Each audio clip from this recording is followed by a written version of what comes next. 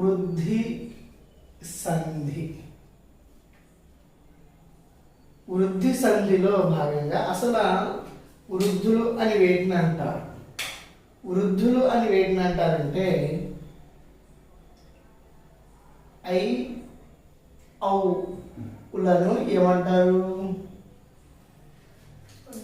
వృద్ధులు అంటారు.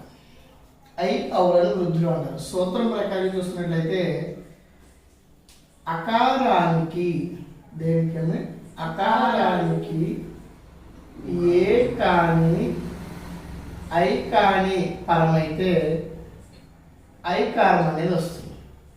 ఇదే అకారానికి ఓ కాని ఔ కాని పరమైతే ఔకారము అనేది వస్తుంది.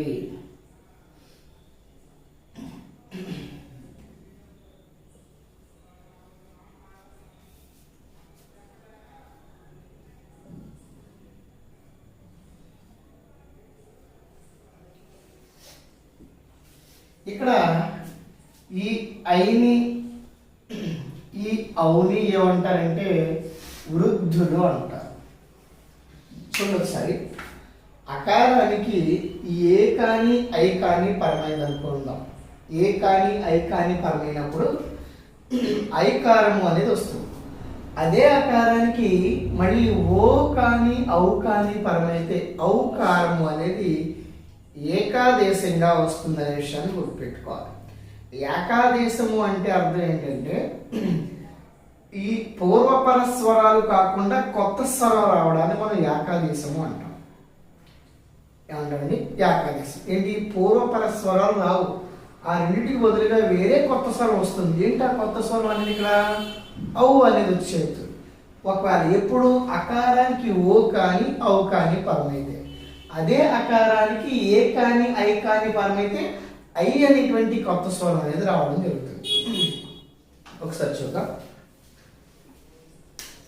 చూడండి ఒకసారి, రస ప్లస్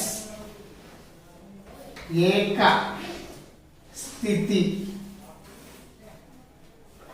రస ప్లస్ ఏక స్థితి అని ఇచ్చాడు. ఇక్కడ రస అనేది పూర్వపదం, ఏక స్థితి అనేది ఏంటి? పదం. సంధి వేటి మధ్య జరుగుతుంది? పూర్వపదంలోని చివరి అక్షరంలోని చివరి అచ్చుకి పరపదంలో మొదటి అచ్చుకి జరుగుతుంది. సాని విడదీస్తే అందులో ఉన్న స్వరం ఏంటంటే ఇస్ ప్లస్ ఆ ప్లస్ పరస్వరం ఏంటంటే ఏ.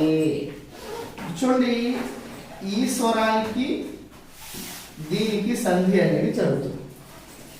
ఈ ఆ అనేదానికి ఈ ఆ అనేటువంటి స్వరానికి ఏం పరమైందండి? అకారానికి ఏం పరమైంది? ఏ పరమైంది. అకారానికి ఇది అకారం, సూత్ర ప్రకారంగా అకారానికి ఐ పరమైతే ఏం రావాలి? ఐ రావాలి ఏకాదేశంగా. ఈ అకారానికి ఏం పరమైంది? ఏ పరమైంది. అంటే ఏకాదేశంగా ఏం రావాలి అంటే ఇక్కడ ఐ రావాలి. ఇక్కడ మిగిలిపోయినటువంటి పొల్లు హల్లు ఏదైతే ఉందో ఈ పొల్లు హల్లు ఈ ఏకాదేశంగా వచ్చిన దాంతో కలిసి ఏమైపడుతుందంటే is plus I is equal to సై. అప్పుడు రా సైక స్థితి అనే పదం ఏర్పడుతుంది. రసైక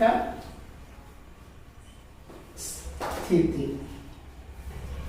రస ప్లస్ ఏక స్థితి రసైక స్థితిగా మారింది. అలాగే ఇప్పుడు చూడండి, ఇదే అకారానికి ఒకవేళ ఓ కానీ ఔ కానీ పదమైతే చూడండి, వన ప్లస్ ఔషధం. వన ప్లస్ ఔషధం అని ఇచ్చాడు. సంధి ఎక్కడ జరుగుతుంది? పూర్వపదంలో చివరి అక్షరంలో ఉండే చివరి అచ్చుతోటి పరపదంలో ఉండే మొదటి అచ్చుకి జరుగుతుంది అన్న. నాన్ విడదీస్తే ఇన్ ప్లస్ ఆ ప్లస్ ఔ. ఇక్కడ పూర్వస్వరం ఏంటండి? అకారం. అవునుగా అకారం. అకారానికి ఏం పరమైంది? పరమైనది ఎప్పుడు?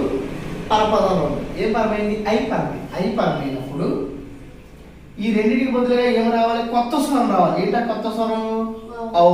ఔ అనేది వచ్చి చేరుతుంది, ఏకాదశిగా వస్తుంది. ఇక్కడ ఏముంది పుల్లిహల్లు ఇన్ని ఉంది, ఇన్నికి ఔ చేరితే ఏమవుతుందంటే నవ్ అవుతుంది. అప్పుడు ఏమవుతుంది వనౌషధం, ఏమవుతుందండి వనౌషధం అవుతుంది. ఇలా సూత్రం ఏంటంటే ఈ విధంగా అకారానికి, ఏంటంటే అకారానికి, ఈ అకారానికి ఏ కాని ఐ కాని పరమైతే ఐకారము కామ, అకారానికి ఓ కాని ఔ కాని పరమైతే ఔకారము ఏకాదేశ మగును, ఏకాదేశ మగును. ఇలా మరికొన్ని ఉదాహరణలు ఉన్నాయి మనకి. అష్టైశ్వర్యము, అలాగే వనౌషధి, ఇలాంటి మరికొన్ని ఉదాహరణలనే మనం చెప్పుకోవడం జరుగుతుంది.